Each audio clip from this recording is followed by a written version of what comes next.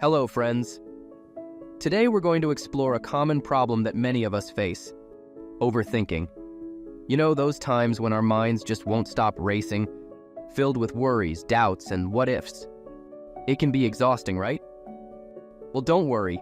Buddha taught us some amazing ways to calm our minds and find peace. So let's dive into 5 simple steps that can help us stop overthinking and live more happily. Step 1. Be like a curious monkey.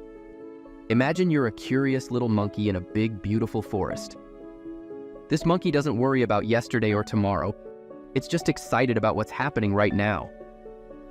That's our first step: being present. When we overthink, we're usually stuck in the past or worried about the future. But life is happening right here, right now. So, let's learn from our monkey friend and pay attention to the present moment. Try this. Take a deep breath and look around you. What do you see?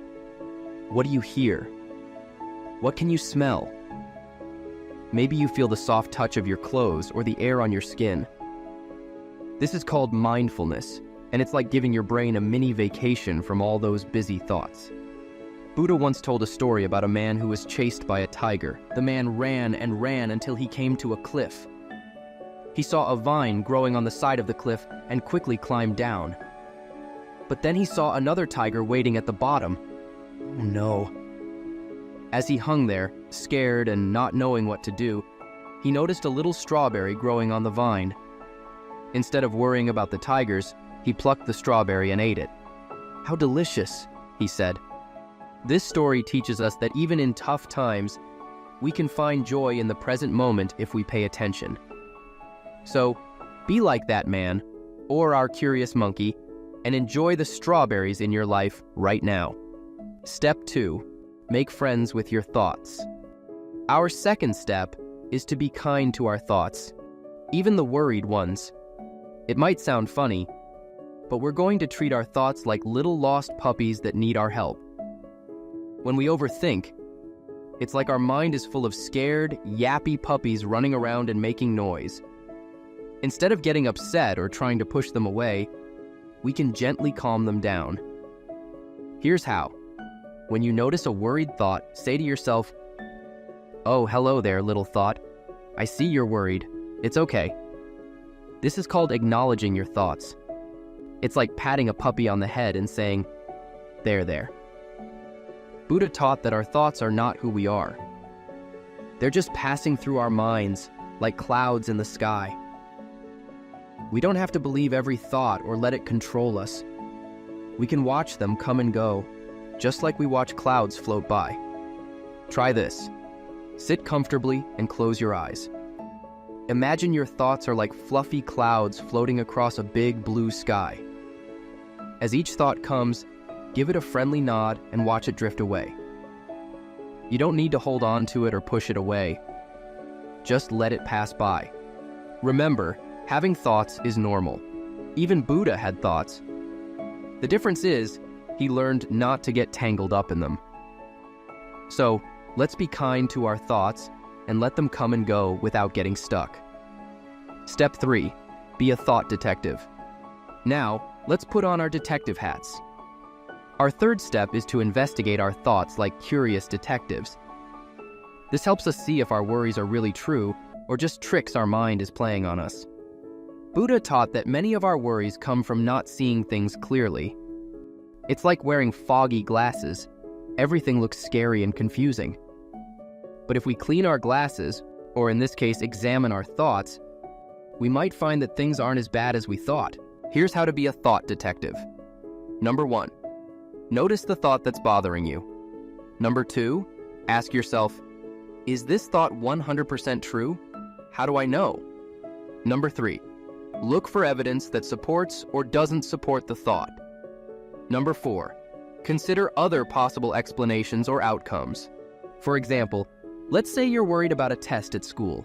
Your thought might be, "I'm going to fail this test." A thought detective would ask, is it 100% true that I'll fail? Probably not.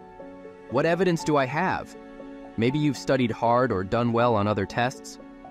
Are there other possibilities? You might do better than you expect. Buddha once told a story about a man who was walking at night and saw a coiled rope on the ground. He got scared, thinking it was a snake.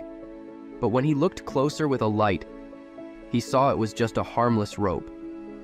This story teaches us that our fears often come from not seeing clearly. When we investigate our thoughts, like shining a light on that rope, we often find that our worries aren't as scary as we thought. So, put on your detective hat and start investigating those tricky thoughts. Step 4. Fill your mind with good things. Our fourth step is like planting a beautiful garden in our minds.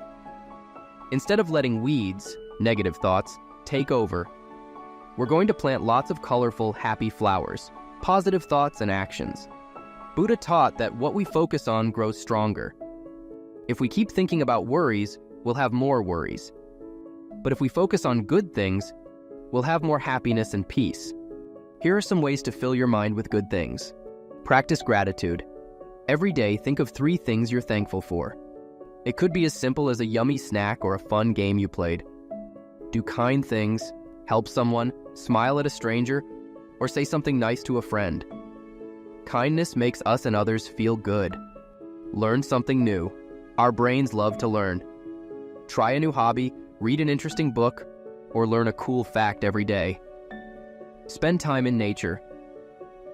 Go for a walk, watch the clouds, or listen to birds singing. Nature has a way of calming our busy minds. Remember happy memories. Think about fun times you've had or people you love. It's like giving your brain a warm hug. Buddha once told a story about a farmer who had a field full of weeds. Every day he would pull out a few weeds, but more would grow back. Finally, he decided to plant beautiful flowers all over the field. As the flowers grew, they took up all the space and sunlight, and the weeds couldn't grow anymore. This story teaches us that instead of always fighting against negative thoughts, we can focus on growing positive ones. Eventually, the good thoughts will crowd out the worries. So, let's start planting our mind gardens with lots of beautiful, happy flowers. Step 5. Take a mindful pause. Our final step is learning to take a mindful pause. This is like having a special superpower that lets you stop time for a moment and catch your breath. When we're overthinking, our minds are racing like a super fast train. The mindful pause is like a gentle break that helps us slow down and get off the worry train. Here's how to take a mindful pause. Number 1, stop what you're doing. Number 2, take 3 slow, deep breaths. Number 3, notice how your body feels. Number 4, look around and name 5 things you can see. Number 5, take 1 more deep breath and smile.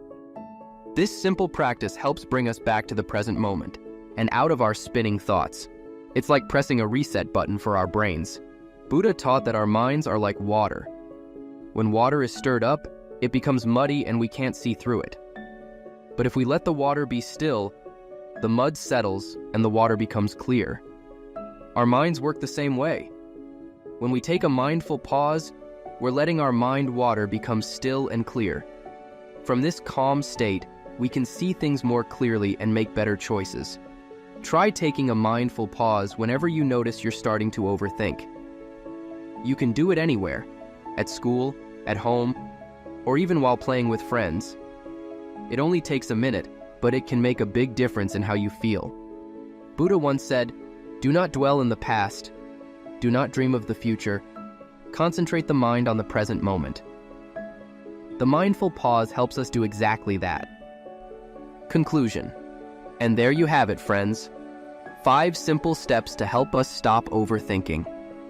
Number 1, be like a curious monkey, stay present. Number 2, make friends with your thoughts. Number 3, be a thought detective. Number 4, fill your mind with good things. Number 5, take a mindful pause. Remember, it's okay if your mind still gets busy sometimes. Learning to calm our thoughts is a practice, and it takes time. Buddha taught that with patience and consistent effort, we can all develop a peaceful mind. As we use these tools, we'll find that our minds become more peaceful, like a calm lake reflecting the beautiful sky. We'll worry less about the past and future and enjoy the present moment more. Buddha taught that true happiness comes from within, not from outside things or circumstances. By learning to work with our minds, we can find that happiness and peace no matter what's happening around us. So, the next time you find yourself overthinking, remember these 5 steps. Take a deep breath, smile, and know that you have the power to calm your mind and find peace. May you be happy, may you be peaceful, and may you enjoy the present moment. If you found these tips helpful, give this video a thumbs up and share it with a friend who could use some inner peace. What's your favorite way to stop overthinking? Let us know in the comments. Don't forget to subscribe and hit that notification bell for more Buddhist wisdom to brighten your day. Thanks for watching, and may your mind be as calm as a still lake.